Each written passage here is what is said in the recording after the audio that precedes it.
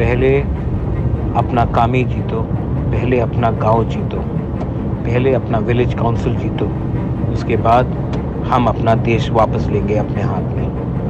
आप लोग सब रेडी हो जाओ। विलेज काउंसिल इलेक्शन में हमें दिखाना है कि हम लोग कॉम्प्रोमाइज़ नहीं कर रहे हैं।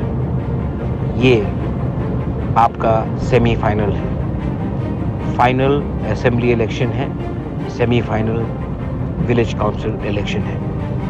तिपरा मोथा के warriors, seniors, YTF, TWF, TEF, आप लोग सब अभी अपना गांव जीतो, अपना विलेज काउंसिल जीतो।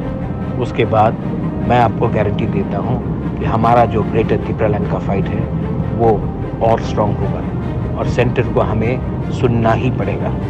हम बाय।